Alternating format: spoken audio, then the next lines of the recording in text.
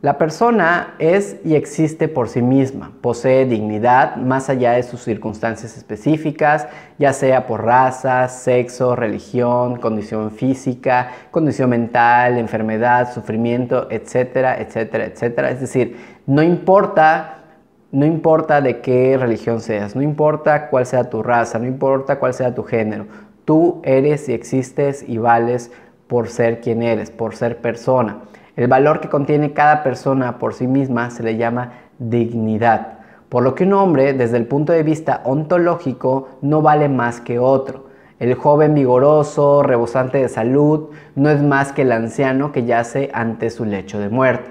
Y esto es siempre algo muy importante, la dignidad humana nunca se puede perder. Por eso, la dignidad la podemos entender desde dos puntos de vista. Por una parte, tenemos la dignidad ontológica, esa cualidad de unidad del ser mismo del hombre, y esta jamás puede separarse de esta. Es intrínseca a la persona misma, es por lo tanto la misma para todos. Es un derecho que tenemos, es una dignidad que traemos todos por existir.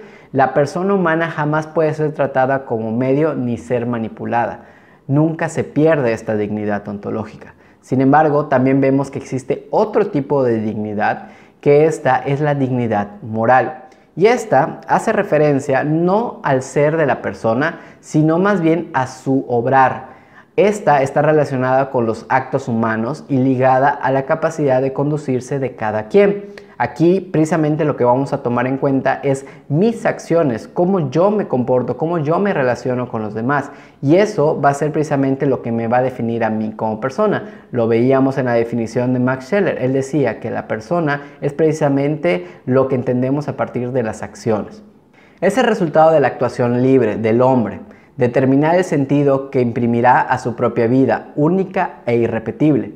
Puede hacerla crecer o decrecer. Y este es bastante interesante porque aquí podemos ver realmente una diferencia entre qué tan persona eres o qué tan poca persona eres, ¿sí? Esto a partir de nuestras acciones. Nosotros podemos realmente ir creciendo, ir perfeccionándonos como persona a partir de las decisiones que tomamos, pero también podemos ir decreciendo a partir de estas mismas acciones. Entonces, creo que es algo bastante importante e interesante que podemos estar pensando.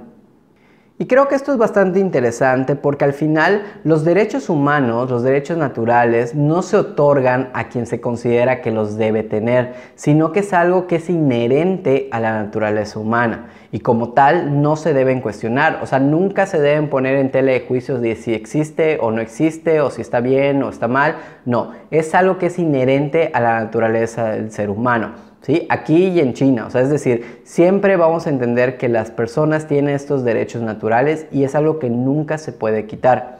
El valor ontológico de la persona está por encima de la calidad de vida de la persona o de los costos de un tratamiento médico. Por ejemplo, lo más importante siempre va a ser la vida y la salud de las personas, siempre por adelante de todo. ¿Sí? Ese es el valor ontológico, no por lo que tienes, no por lo que eres, sino por realmente por tu propio derecho a existir.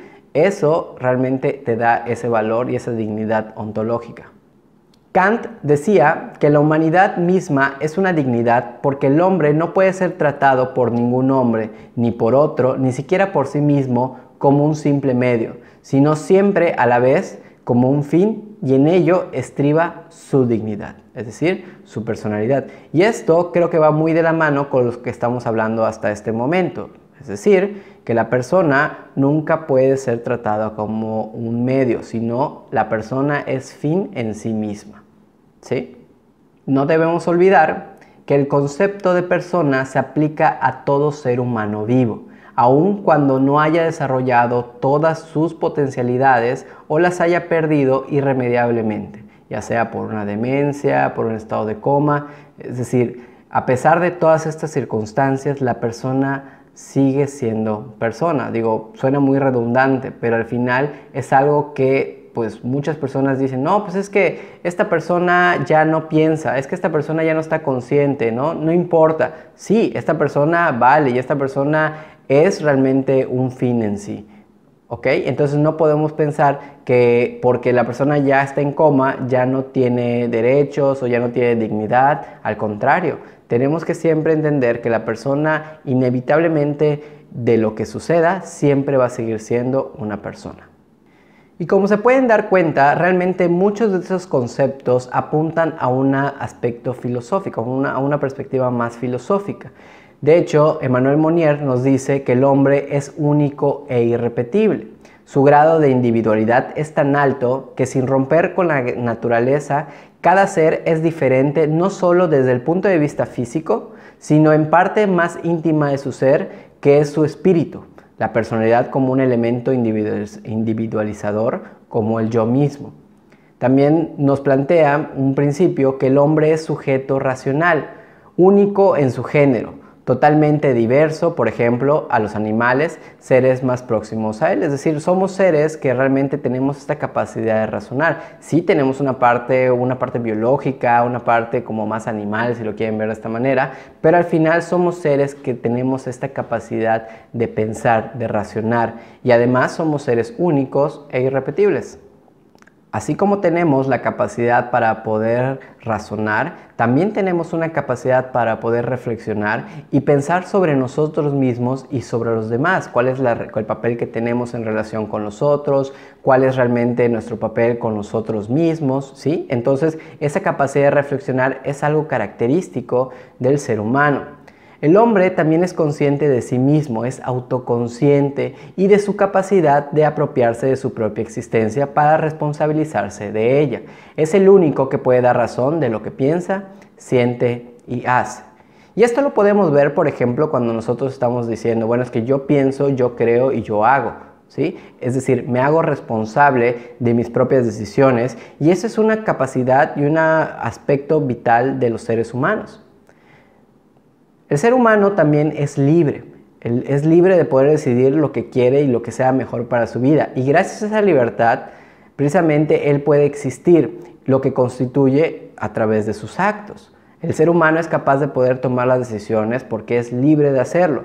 Pero pues nunca hay que olvidar que mi libertad termina en donde empieza la del otro.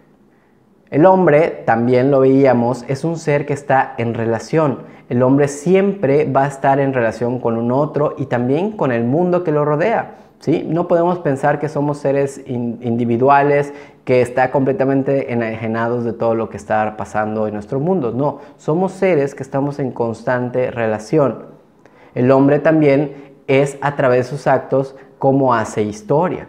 Nosotros en esta libertad tomamos decisiones y a partir de esas decisiones vamos marcando pues una historia en nuestra propia humanidad, una historia en nuestra propia vida, pero es precisamente a través de nuestros actos que hacemos la historia.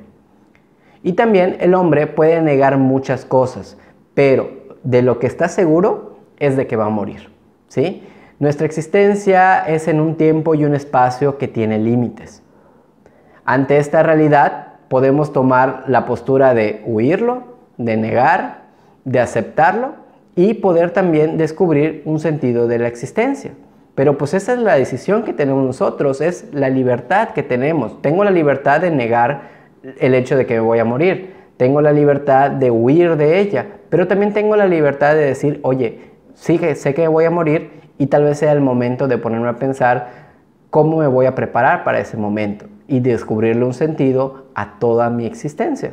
Y también el ser humano es un ser humano que trasciende, ¿sí? Es autotrascendente. Esto implica que acepta una filosofía y postura en la vida y que le permite ser capaz de dar razón de lo que piensa, de lo que siente, de lo que cree y de lo que hace. ¿Sí? El ser humano sabe que todos estos aspectos pueden llegar a dejar una huella. ¿Sí? Y que a pesar de todo, de lo que suceda, siempre puede llegar a ser recordado por lo que hizo, por lo que creyó y por lo que realmente sintió o hizo. Ahora hablemos un poco acerca de la persona, pero desde el punto de vista legal, la persona en el derecho. ¿Qué nos dice la ley al respecto? La ley establece y garantiza las bases para asegurar el respeto a la dignidad de las personas. La ley es la que nos protege, la ley es la que nos dice, oye, esto es realmente lo que se puede hacer, lo que no se puede hacer, lo que te puede ayudar a protegerte ante algunas circunstancias.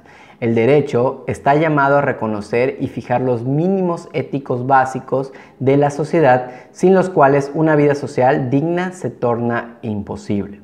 ¿Qué quiere decir con esto? Que si no existieran las leyes, realmente cada quien pudiese, digamos, tomar las decisiones que mejor crea que le convienen, ¿sí? Y esto, pues realmente pareciera que es algo que no puede suceder. O sea, realmente tenemos que tener siempre un marco legal para que determine las, digamos, condiciones éticas de cómo relacionarnos con los demás. Digo, estas situaciones las hemos visto en muchas películas, por ejemplo, de apocalipsis, de, digamos, distopías, en donde no existe ley ni orden, y ahí pues obviamente regresamos a las cuestiones del más fuerte, ¿no? Y cómo sobrevive el uno y el otro, y me parece que es algo que pues no debería ser así. Pero pues obviamente la ley existe para protegernos y saber cómo vamos a poder realmente interactuar con un otro de una forma en donde mi libertad no se vea coartada ni yo pueda coartar la libertad de otro. En nuestro país se le da nombre de persona o sujeto a aquel que es capaz de tener facultades y deberes, ¿sí? Esto lo podemos ver tanto en la Constitución mexicana, en el Código Civil, en el Código Penal, ¿sí? Realmente las personas o la que se considera persona o sujeto tiene un nombre, tiene dirección, tiene un estatus, ¿sí? Normalmente nosotros cuando llenamos algún, digamos, formato o algún requisito, siempre te ponen, ¿no? Nacionalidad, estado, nombre, dirección, ¿no? Género, y ahí tú vas llenando cada uno de estos aspectos. Eso es lo que es persona ante la ley. La persona física es respaldada con los derechos humanos fundamentales y estos, a su vez, se basan en las garantías individuales dentro de las leyes de cada país, al menos aquí en México, pues el Código Penal, la Constitución Mexicana, etcétera, son los que garantizan todas estas, digamos, todos estos derechos fundamentales que tenemos como persona. Pero ¿qué pasa cuando se violan los derechos humanos? A esto lo conocemos como un delito. El Estado precisamente es el responsable y debe hacer respetar los derechos humanos de la sociedad y de la persona física. Digo, esto es lo que debe pasar en teoría. Sabemos y conocemos la realidad y en ocasiones el mismo Estado a veces puede llegar a ser el que viole estos derechos. Sin embargo, pues en la medida en que nosotros entendamos cuál es el papel y la función de las leyes y cómo ésta puede tener un sentido para esta misma interacción con los demás, me parece que vamos a poder aplicarla de una forma en la cual pues todos estemos en una relación más sana con los demás, con el ambiente, etc.